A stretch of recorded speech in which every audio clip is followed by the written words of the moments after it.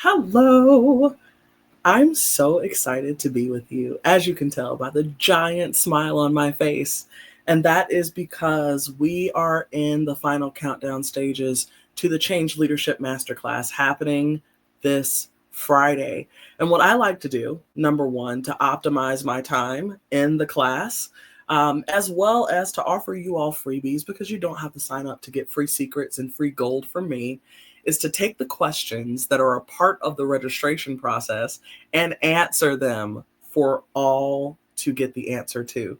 So I've got my handy dandy list of people who have registered, and I'm going to read out some questions. Now, you might ask, Evie, did you print out every single? Yes, I did. Yes, I did. Because each registrant means something to me, each registrant matters to me. And I'm very excited for the people who bothered to go online and register because so many of you know I'm accessible and you can just text me that you're coming or email at me that you're coming. And so I appreciate that you went online and registered and submitted an actual question that you want answered. So let's go through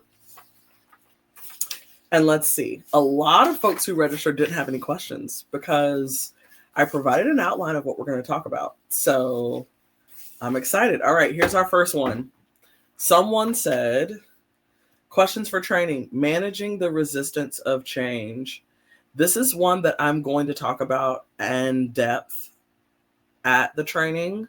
But if I had to give you a 30-second elevator pitch, managing resistance is a part empathy, part understanding it's normal, and part normalizing, right? So I'll give you an example of normalizing.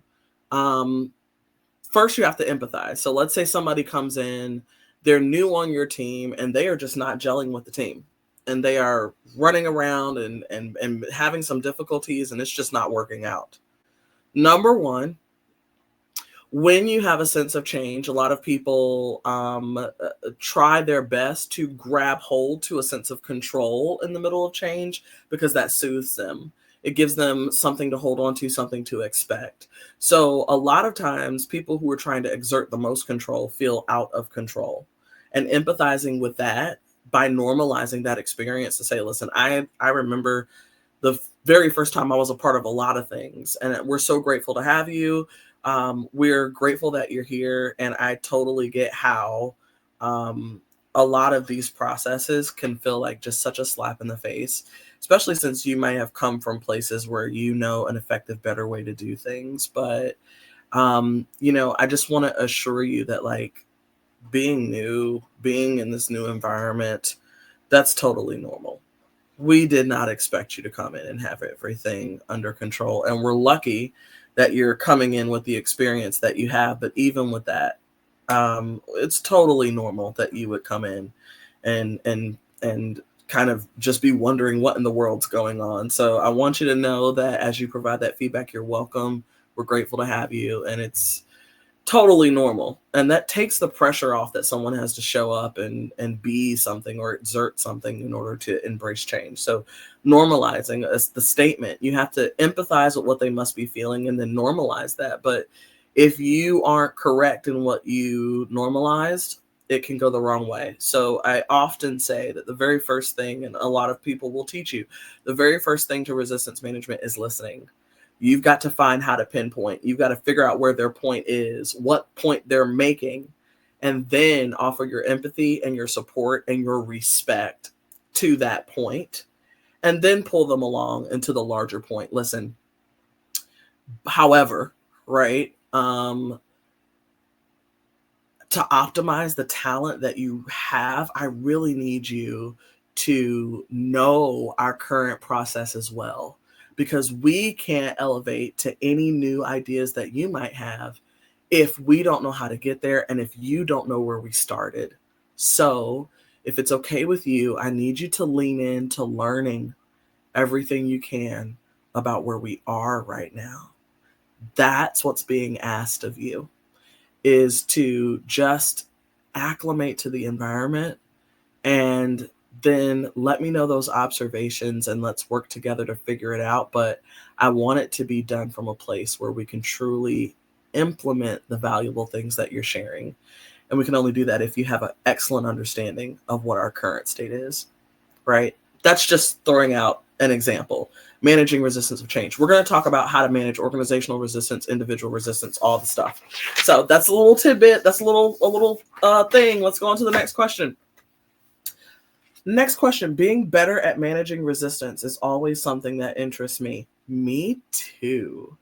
Managing resistance is such an important thing to know and to have a capability for, because you can learn to manage your own resistance, and you can learn to manage the resistance of others around you. And it turns you into a master advocate of people, of yourself. And you'll find that people can move through resistance and feel heard. And if you know the science of resistance, you stop taking resistance personally, which doesn't help anyone because it's not personal. The resistance 96% of the time is not personal.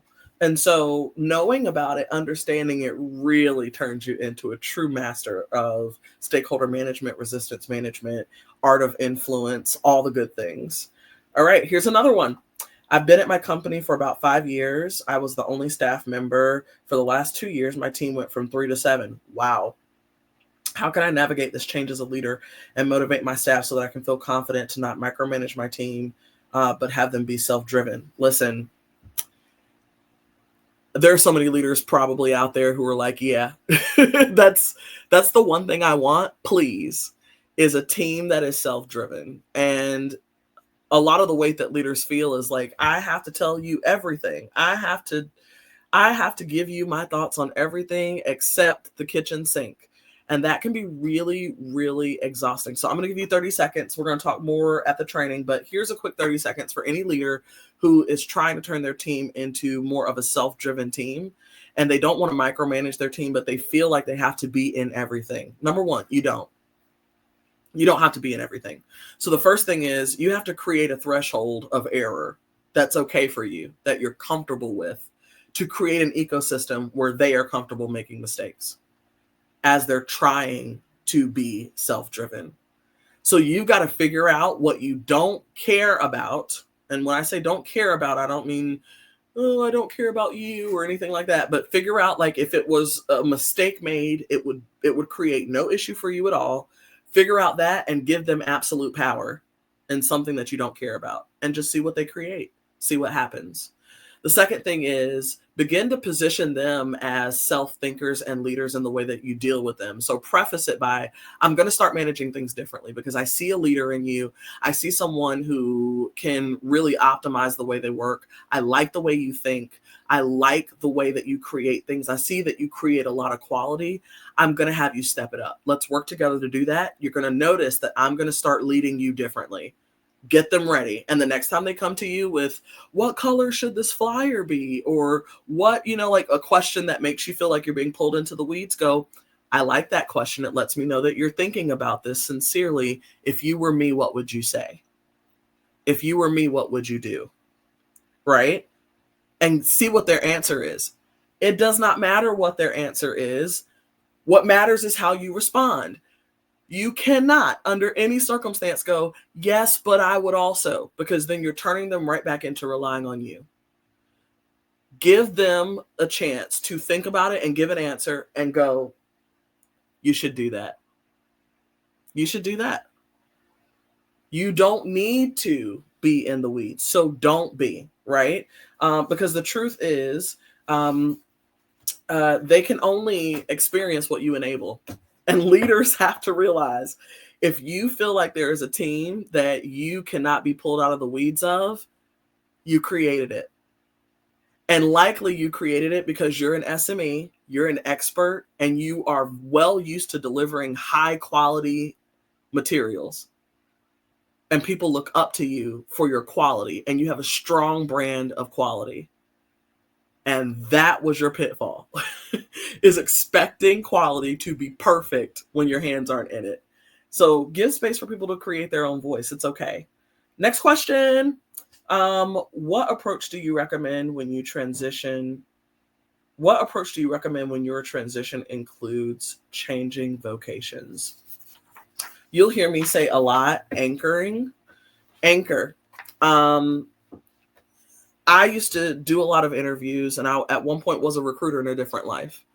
And I would be asked why I started out as a Spanish and criminal justice major, and then went into recruiting, and then got into change management, which I've been doing for the last decade and will continue to do the rest of my life, hopefully. Um, and what I would say is I wanted to be an immigration attorney because I wanted to help people who had the dream of coming to this country do so, and help them through the process of doing so, in a meaningful way, and in a way that didn't make them feel lost, and in a way that would guarantee success in the future state. I then moved into recruitment and found that the core reason why I wanted to do it was still satisfied, because people who had the dream of achieving a job I could work with them through the process. I could walk them through the interview process. I could help them. I could help them through the process of achieving their goal, and then celebrate with them on the other side. And so I found that the thing that I really loved was helping people through transition. And I did not realize that the whole science of that is change. So what I did was I took the stories of my life and I found a common thread of passion. And that is the most important thing that I would recommend if I could give you an answer on what to do. A senior leader I was working with, a mentor at a networking event I went to, said, always sell yourself, never sell what you do. And I struggled with that because I was like, well, what I do helps others. And it was like, sell you. Don't sell what you do. What you do can change. And you're a beautiful example of that. You're changing vocation, but who you are, the translatable skills that you have, and all of the wonderful things that you bring to the table are all gifts in the new place, same as they are the old. So show up with who you are, and you'll find that the common thread of your passion, the common thread of all the things that make you unique, turn into one story. And so people can be anchored. Your stakeholders can be anchored, that no matter how you show up, your mission and purpose are the same. And they can understand how varying vocations may have contributed to that common thread. So tell the story of the common thread. This question was so good that I created a whole separate video for it. How do you enable change during a high degree of uncertainty at a company? There's a whole separate video on that one because the question was that's a challenging question. It is hardest to deliver change when everything is uncertain, but there is a way to do it. And it starts at the top. There's specific things that you should do with senior leaders, middle managers, frontline contributors, as well as your consumers and customers. And you've got to play the right game. You've got to walk the tightrope in the right way and address the winds of change in the right way to make it work. So I have a whole separate video on that. Feel free to check it out. And let's keep going through the Q&As. I think that might have been all. I think many other folks are just kind of excited about the training. And I know that I certainly am. Yep, that's all the questions. So see you there, December 13th. Oh my goodness, we're going to talk about change, my favorite topic. I hope you have a good time. If you're not able to join, there will be a replay. There is a recording. Check out the site. It's going to be under free resources. So when you go on the website, you click free resources. After you click free resources, it's going to ask you for your information so that I can keep in contact with you whenever I update that site. It is updated all the time, almost daily, with resources, ideas, tools, templates, freebies. I want to give away the freebies to you. So enjoy and just let me know. Let me know what you're thinking. Let me know what you're thinking about the Q&As. Let me know what you're thinking about all the different segments, all the great things that are coming out of this space over here. We're pumping out high quality stuff to you, and we've got more to come. So that's the Q&As for this training. We'll see you next Friday. Bye-bye.